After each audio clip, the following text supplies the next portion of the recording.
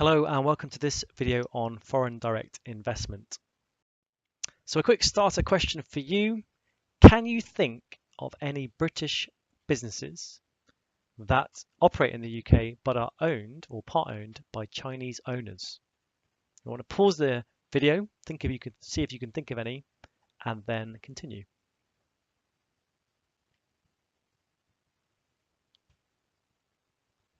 Well, these businesses are all owned or part owned by Chinese investors in the UK. And in this video, that's what we're going to look at. We're going to look at what is meant by foreign direct investment. We're going to look at some of the reasons why businesses may undertake FDI and also look at some examples of foreign direct investment. So let's start off with what is meant by foreign direct investment. Foreign direct investment is investment from one country into another, normally done by companies rather than governments, and it involves establishing operations or acquiring assets in that country, or it could also include buying shares or stakes in businesses in that country. So for example, when Chinese owners bought a stake in Weetabix, that would be foreign direct investment coming into the UK because the Chinese business has bought a stake in another business. When Jaguar Land Rover, a UK-based company, opened and expanded a factory into another country, for example, here they opened a factory in China, that would be FDI going out of the UK into another country that involves establishing operations or acquiring assets abroad. So that's what we mean by FDI, foreign direct investment. Most foreign direct investment is horizontal in the sense that they tend to be replicating or duplicating what they do in that other country. So Jaguar Land Rover, for example, they have their own factories in the UK and they duplicated that with their own factories in China. Occasionally you do get some vertical FDI where a business will maybe acquire a business at a different stage in the production process in a different country.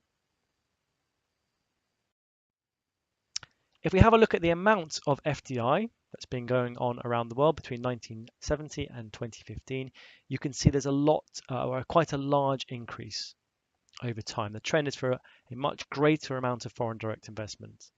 So what this tells us is the world is becoming more globalized. Increasingly, companies are setting up operations in other countries, building their own factories or assets abroad, and also increasingly foreign investors are buying up stakes in businesses in different countries as well.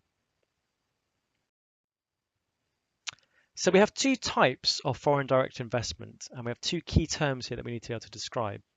Inward foreign direct investment, or inward FDI, is when an overseas business, for example, decides to build a factory in the UK, or a foreign firm decides to buy a firm in the UK.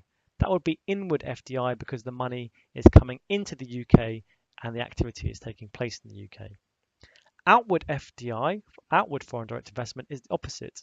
That would be when a UK business expands into another country, maybe opening a new facility, or a UK business buys a stake in a foreign company in another country. So that is money leaving the country, and so outward foreign direct investment. So let's have a look at some more data specific to the UK. So this chart below us shows us the inward and outward FDI flows. So the yellow bars show us the outward FDI. So this is the amount of money leaving the UK and going into investment projects abroad. The blue bars showing the amount of money coming into the UK from overseas. And if we have a look at the trends from year to year, there tend to be some differences. For example, 2007, the UK invested a lot overseas, more so than was invested in the UK. But prior to that, 2006, it was the other way around. So there's no particular trend, and you might say on balance, they tend to balance each other out. In terms of FDI, inward FDI into the UK, these are the top countries that are creating projects or expanding their own operations into the UK. So the United States typically provides a lot of FDI into the UK, and then you can see some of the other countries below with the number of projects that they're providing and the number of jobs that come with those expanded operations or investments. Some examples of inward FDI. Well, here we have a German wind turbine company that is investing and setting up a factory in Hull. So that would be an example there of a German company expanding their operations into the UK, setting up a factory in the UK, so that would be inward FDI. Here we have a Japanese business that buys a significant stake or takes over a microchip manufacturing company in the UK. So acquiring the stake, that is inward FDI, they've acquired a stake, the foreign companies acquired a stake in a UK business. What about some examples of outward FDI, outward foreign direct investment? Well, here we've got an example where JCB have expanded their operations into Brazil and spent $100 million building a new factory within Brazil. Here we have an example where a British company, Vodafone, has bought a Spanish company, Ono. So that would again be an example there, buying that stake in a foreign company, outward FDI. A particular relevant partner for the UK over a number of years has been China. And let's think of some questions we might ask about the relationship between FDI and China. First of all, can you name any Chinese companies operating in the UK? Secondly, can you name any UK companies operating in China? Thirdly, can you name any UK companies owned by Chinese investors? And lastly, can you name any Chinese companies owned by UK investors? Well, the answer to question 1, you might think of some Chinese companies maybe selling their products in the UK, for example, Lenovo and their laptops. Chinese companies actually operating and building stuff in the UK is a little bit trickier, but recently there was an example where a Chinese construction firm teamed up with the UK Housing Association to make factories that would produce prefabricated homes, kind of like flat pack homes. Secondly, can you name any UK companies operating in China? Well, you might have mentioned Jaguar Land Rover, who we mentioned earlier in this video. Can you name any UK companies owned by Chinese investors?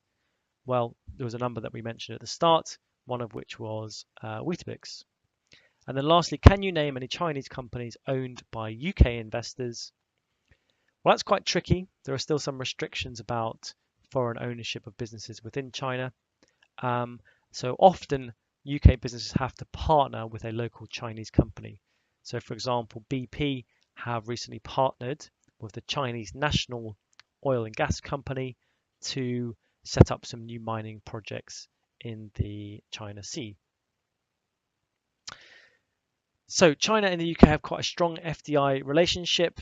Typically what we've seen over the last number of years is a number of UK companies starting to try and operate in China, and a number of Chinese investors buying up stakes in the UK. Questions 2 and question 3 were probably the most relevant ones that we would look at this stage. Okay, so finally, what are the theoretical reasons why businesses or economies would encourage foreign direct investment? Well, one advantage of opening a factory, say in China or other emerging economies, is you can take advantage of lower labor costs. Again, you might choose to operate a business in a particular country to be closer to a source of raw materials. So therefore, BP are operating in other countries where they're closer to oil reserves and gas reserves. One reason why China in the past or other foreign investors in the past have opened up projects in Europe is to be operating inside the EU and therefore avoid any tariffs or quotas. One reason Chinese investors are targeting a lot of UK companies is that they can get a good return on their investment by buying up valuable assets within these countries. And lastly, foreign direct investment for a business can support a strategy of market development. So expanding into new marketplaces or expanding their brands on a global scale. So in this video, we've looked at what is meant by foreign direct investment. We've looked at some of the reasons why businesses might do it, and then some examples. That's it. Thank you very much.